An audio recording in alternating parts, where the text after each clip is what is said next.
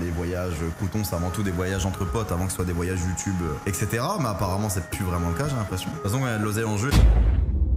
Il y a un mois, Doc-Jay-Z, l'un des membres incontournables de la team Crouton, fait des révélations choc. Alors que toute la team s'envole pour un nouveau voyage de rêve en Afrique du Sud, Doc-Jay-Z affirme que cette bande de potes idéalisée par des millions d'abonnés n'est en réalité qu'une supercherie motivée par les gains financiers. Un scandale qu'Inoxtag cherche rapidement à étouffer en prétendant que tout se passe très bien entre eux et qu'il s'agit uniquement d'un malentendu. En fait, je pense qu'il a été maladroit. En fait, il s'est mal exprimé en live et en vrai, il n'y a aucun problème avec Doc, les gars. À l'ère de l'explosion de YouTube et de l'invasion des groupes de youtubeurs dans le feed d'actualité, cette affaire nous amène à questionner la réalité de ce qui se joue devant nos yeux. Les youtubeurs sont-ils vraiment amis ou n'est-ce qu'une grosse mascarade où nous sommes pris pour des pigeons? Et surtout, vu que tu n'es pas qu'une simple statistique derrière ton écran, quel est l'impact désastreux qu'il crée sur ta vision de tes propres relations?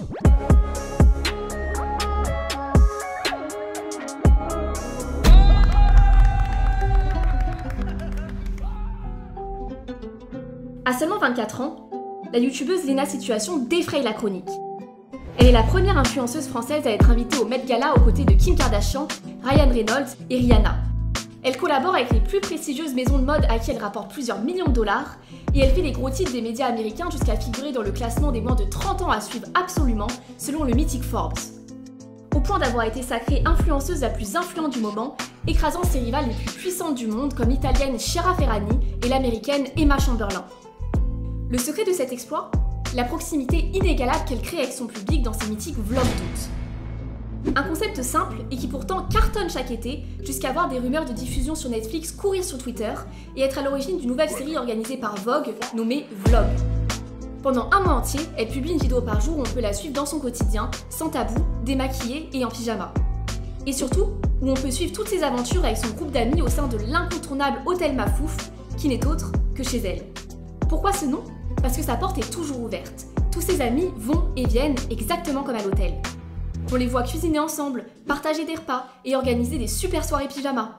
Totalement le stéréotype des relations amicales idéales qui nous ont tous fait rêver dans Friends, mais cette fois, dans la vie réelle d'une jeune parisienne. Le parallèle est d'ailleurs tellement choquant que Léna et sa bande se sont carrément amusés à imiter les photos cultes de la série. Et la bande de Léna est loin d'être la seule à nous vendre des relations amicales parfaites. C'est aussi le cas de la team Crouton avec ses mythiques vacances de la team Crouton, où on suit le groupe en train de jouer dans une villa à plus de 10 millions d'euros et faire des activités de ouf toute la journée. Ou encore des duos de meilleurs amis inséparables comme McFly et Carlito ou Body Time. Le problème, c'est que la proximité inédite qu'on ressent envers les youtubeurs encourage la comparaison. Contrairement aux stars des plateaux télé auxquels on ne s'identifie pas, les youtubeurs semblent être des personnes simples, exactement comme nous. Et de la même manière qu'on va se comparer à nos cousins, nos camarades de classe ou à nos collègues, on va automatiquement comparer notre vie à celle des youtubeurs. Jusqu'à qu'à force de passer nos soirées à regarder leurs relations parfaites, elles deviennent la norme. Et avec une nouvelle norme à la sauce Friends, t'as beau avoir des amitiés solides, t'as de grandes chances de finir insatisfait et déprimé. C'est exactement le même phénomène que celui d'Instagram sur la vision de ton corps. À la base, tu pouvais te sentir bien ou du moins normal en te comparant aux personnes de ton entourage. Mais en défilant sur ton feed, Instagram te bombarde à longueur de journée de photos de corps parfaits, de gens que tu n'aurais probablement jamais d'ailleurs croisés dans la vraie vie, jusqu'à que pour ton cerveau, ils deviennent la nouvelle norme. Si pour toi ça, c'était normal, tu vas maintenant devoir ressembler à ça pour être normal. Bon alors là, bonne chance pour pas finir complexé jusqu'aux orteils. Mais dans le fond, on peut se demander où est le problème. Après tout, c'est souvent la comparaison qui nous pousse à avancer. Combien de personnes se sont motivées à s'inscrire à la salle de sport en voyant leurs copines perdre ces 2-3 kilos en trop? Combien ont voulu se surpasser à devenir avocat, pénaliste ou architecte parce qu'ils voulaient briller autant que leurs parents? Et on peut se dire que c'est la même chose avec les relations sociales. Être spectateur de ces relations de rêve pourrait nous pousser à faire ce qu'il faut pour les obtenir nous aussi, dans notre vraie vie, et automatiquement être plus heureux. Mais ce n'est pas aussi simple que ça.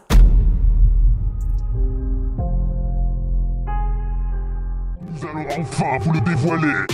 Fin août 2021, un scandale remue tout le YouTube game francophone.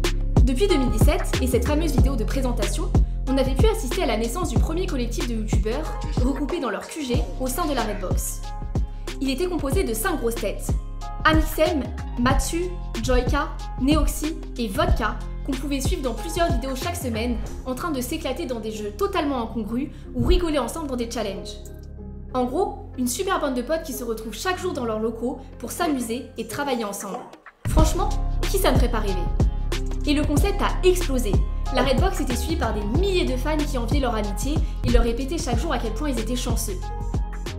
Mais ce fameux fin août 2021, soit 4 ans après le lancement de la Redbox, Mathieu et Joyka font des révélations choc. Ils ont quitté la Redbox. Alors oui, c'est déjà choquant de voir une super bande de potes qui éclatent les records d'audience se séparer. Mais ce n'est pas ça qui va enflammer la toile. Le plus surprenant, c'est la raison de leur départ. Alors qu'un pic avait déjà été lancé en février 2021 par Mathieu dans sa chanson Déprime, pas envie de faire des feats avec des gens aussi cons, prêts à tout pour enflouer les caisses qui paient leur maison, ouais. dans sa vidéo d'août, il fait trembler YouTube en révélant les derrières des coulisses inattendues de la Redbox. On a beaucoup tourné ensemble avec les gars et au fur et à mesure du temps, je me suis rendu compte qu'en fait, je passais de bons moments devant la caméra, mais en dehors des tournages, c'était pas forcément la même ambiance. Genre ne serait-ce que se poser sur un canapé pour discuter, jouer à un jeu vidéo, ça arrivait pas. Genre, je croisais des gens dans la rue qui me disaient waouh, vous faites trop délirer avec les gars de la Redbox, continuez, vous êtes une super bande de potes et tout. Les gens ils se disent qu'on est les meilleurs amis du monde et qu'en fait, ce soit pas vraiment le cas. Et que toutes les semaines, on ait des tournages dans lesquels on continue à alimenter ce truc un peu. Pourquoi est-ce que c'est si différent quand la cam est allumée et quand elle l'est pas? Alors qu'on pensait tous suivre une vraie bande de potes, la Redbox n'était en réalité qu'une mise en scène. Et ce n'est pas que la perception d'un gars isolé du groupe, puisque Neoxy avoue qu'il n'avait pas sa place, et Joyka va en remettre une couche 1 mois plus tard. Très bizarre comme relation parce que notre travail c'est de se divertir et de vous divertir. Donc du coup ça crée un truc bizarre où quand on est en vidéo on rigole bien et tout, c'est vraiment bien comme des potes. Et en fait une fois que la cam est coupée, on partage plus grand chose, ou ça va être des discussions, des choses comme ça, mais sinon c'est un peu chacun retourne à son truc, on a eu un bon tournage, c'était cool, on a bien rigolé, mais voilà, ça s'arrêtait plus ou moins là. Mais alors, pourquoi ces relations fake? Tout simplement parce que ça fait gagner des abonnés, et par conséquent, de l'argent. Les spectateurs vont découvrir de nouvelles personnes et s'y attacher jusqu'à s'abonner aux chaînes personnelles de chacun. La dynamique de groupe va aussi créer une ambiance unique qu'un youtubeur seul assis devant son PC n'aurait jamais pu réaliser et générer beaucoup plus d'interactions. C'est d'ailleurs une stratégie utilisée dans un tas de domaines, comme le cinéma, où on va réunir plusieurs personnages connus dans un seul et même film pour attirer les foules en salle. Et ce, pour le meilleur comme pour le pire. Amixem va d'ailleurs avouer que c'était tout le but de la Redbox lorsqu'on lui demande de s'expliquer sur ce scandale. Et la Redbox n'est pas la seule amitié de youtubeurs à avoir été mise en scène pour des raisons professionnelles. Depuis 2 ans et demi, Lucas m'a enlevé de sa vie, on va dire. Plus de nouvelles, plus de trucs, plus de... Et c'était pas mon choix. Je pense qu'il voulait évoluer sans m'avoir dans son entourage, donc voilà, c'est ce qu'il a fait. Je vais pas vous mentir, c'était dur voilà, à encaisser, mais je dois me faire une raison. Aujourd'hui, voilà, je rebondis et je me dis, bon bah voilà, je l'ai pas choisi, ça sert à rien d'en avoir honte. Je sais que peut-être certains d'entre vous vont être déçus, mais dites-vous que vous le serez jamais autant que moi. En début d'année, on a pu assister aux révélations choc de Cyprien. Squeezie l'aurait ghosté. Ce drama entre les deux plus gros youtubeurs français a révolté des millions d'abonnés, furieux contre Squeezie. Il l'accuse d'être un opportuniste qui aurait profité de la notoriété de Cyprien, uniquement pour lui piquer sa place de numéro 1, et qui lui aurait tourné le dos une fois la tâche effectuée. Une petite guéguerre qui avait été tournée à l'humour dans un faux clash entre les youtubeurs, mais qui bien sûr a comme toujours un fond de vérité. Oh, qu'est-ce que ça fait de bientôt plus être premier sur YouTube? Après 10 ans de trône, quoi. Genre, tu vas me passer devant, c'est ça que t'es en train de me dire? Déjà, ton petit ton arrogant là, c'est n'importe quoi. T'es plus sorti pisser. Et la réaction du public est compréhensible. On déteste tous être ghostés sans explication, et encore plus avoir été utilisés. Alors on peut facilement se mettre à la place du pauvre Cyprien. Le problème, c'est que 99% des gens sont passés à côté de la réalité de leur relation. Là où le public voyait deux amis s'amuser en jouant ensemble aux jeux vidéo pendant 5 ans sur la chaîne Cyprien Gaming, ensuite rebaptisée Bigorneau et Coquillage, leur collaboration était principalement basée sur des raisons professionnelles. Cyprien, sentant l'opportunité de se lancer dans l'univers du gaming qui explosait sur YouTube en 2013, avait décidé de démarrer fort en recrutant un associé déjà du milieu. Il avait donc choisi Squeezie pour des raisons ultra terre-à-terre. Et si j'ai choisi Squeezie, c'est parce que je cherchais un youtubeur gaming qui se mettait pas mal en scène. Je voulais faire ça avec quelqu'un qui se montrait pas mal et qui faisait pas mal le con. Et donc c'est tombé sous le sens. Et je pense que Squeezie est pour moi le meilleur youtubeur gaming. C'est d'ailleurs une stratégie utilisée fréquemment par leur network commun, Mixicom, racheté par WebMedia, qui a pour habitude de réunir leurs différents influenceurs dans des vidéos pour faire grossir rapidement les chaînes des uns et des autres, et bien sûr, faire exploser les gains à la clé.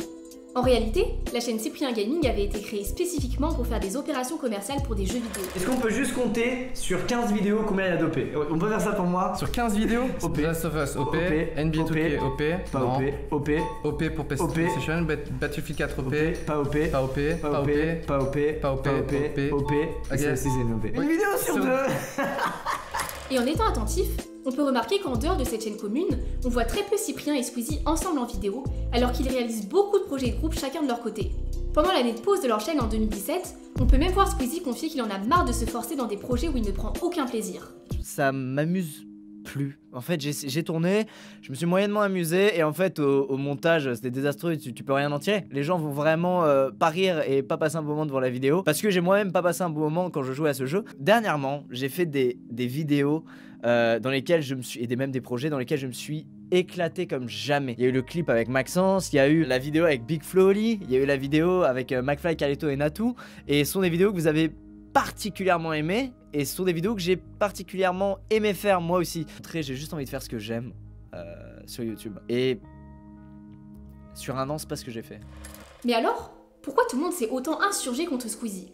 Pourtant, tous les indices laissent à penser qu'il s'agit plus d'une relation de collègues que d'amis qui se termine bien souvent une fois le travail en commun réalisé. Tout simplement parce qu'automatiquement, à travers nos écrans, on imagine que leurs vidéos ne représentent qu'une minuscule partie de leur relation. Exactement comme les photos ou vidéos qu'on prend avec nos propres potes et qui représentent environ 1% des bons moments passés ensemble. Alors que dans le cas des youtubeurs, ces petits moments constituent pour ainsi dire l'intégralité de leur relation. Et le phénomène est encore accentué par le type de travail ultra particulier sur lequel ils collaborent. Pour eux, travailler ensemble, c'est pas finir le dossier compta de Madame Micheline.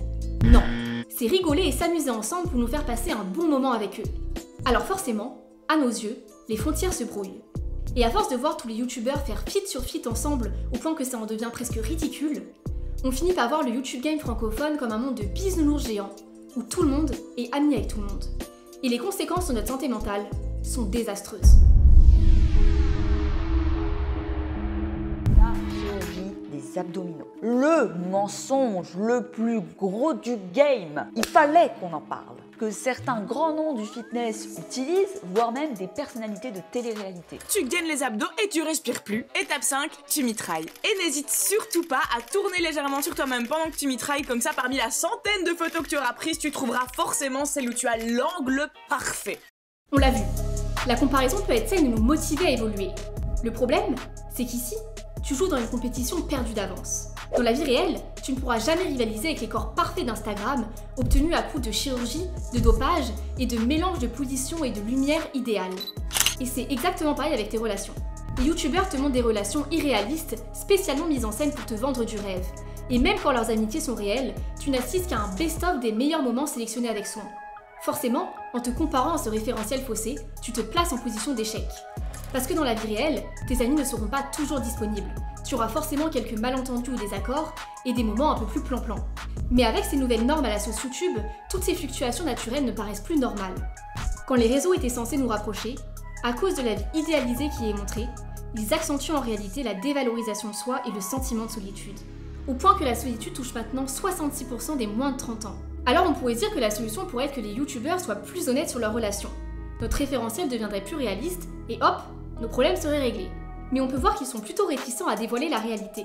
En fait, le problème, c'est que quand on est un personnage public comme moi, on peut pas non plus tout raconter, on peut pas non plus tout dire, et on peut pas souvent raconter vraiment ce qui s'est passé. Pourquoi est-ce qu'on dit rien? Mais parce qu'en fait, si je parle, si je dis vraiment les histoires, si je parle et si je dis la vérité, je détruis des vies. Je détruis des gens et je détruis des vies. Parce qu'avec l'audience que j'ai aujourd'hui, je ne peux pas me permettre de raconter la vérité sur certaines personnes, sur certaines histoires et sur ce qu'on m'a réellement fait. Parce que si je le fais, il va y avoir un acharnement tel sur ces gens que ça les détruirait eux, mais ça détruirait aussi leur business. Et en réalité, elle a raison. Les dramas qui ont explosé dans le milieu de la télé-réalité ont anéanti des vies et des carrières. Mais surtout, on ne peut pas faire porter la responsabilité de notre bien-être sur les autres. On doit être proactif et agir pour nous-mêmes. Comment faire? D'abord en réalisant que cette comparaison n'a aucun sens. C'est comme comparer ton chat à ta peluche Monsieur Choupinou. Ça n'a aucun sens. Et c'est le but premier de cette vidéo, t'aider à prendre du recul et à questionner ce qui se joue devant tes yeux. Que ce soit la vie des youtubeurs, de tes influenceurs préférés sur Instagram, ou même la version idéalisée de ton entourage sur les réseaux sociaux. Et ensuite, en évitant d'avoir une consommation excessive de tes réseaux sociaux au détriment de tes interactions dans la vie réelle. Parce que oui, qu'on le veuille ou non, on n'a tous que 24 heures dans nos journées ultra chargées. Et quand tu passes plusieurs heures par jour à surfer sur les réseaux, au-delà d'avoir 2 fois plus de chances de te sentir seul, tu as aussi 2 fois moins de temps à consacrer à tes proches. Alors oui, je suis totalement d'accord, c'est beaucoup plus simple d'envoyer un SMS de ton canapé plutôt que de prévoir un rendez-vous à l'avance, devoir enfiler un jean inconfortable, se préparer pour avoir une tête convenable et faire 20 minutes de voiture dans le simple but de voir un ami. Mais même si on a l'impression d'être constamment en relation avec nos proches, en se lâchant des likes, en regardant nos stories et en échangeant des DM, ce n'est qu'une illusion. Tu n'es pas qu'un simple avatar en ligne, tu es un être humain. Et pour te sentir vraiment connecté aux autres et être heureux, tu as besoin que tes 5 sens soient activés. Tu dois voir l'autre pour ressentir ses émotions, entendre le son de sa voix, sentir sa présence, partager un repas et pouvoir lui mettre la main sur l'épaule quand ça ne va pas. Alors ne cède pas à la facilité. Bouge-toi et ton bien-être s'en ressentira.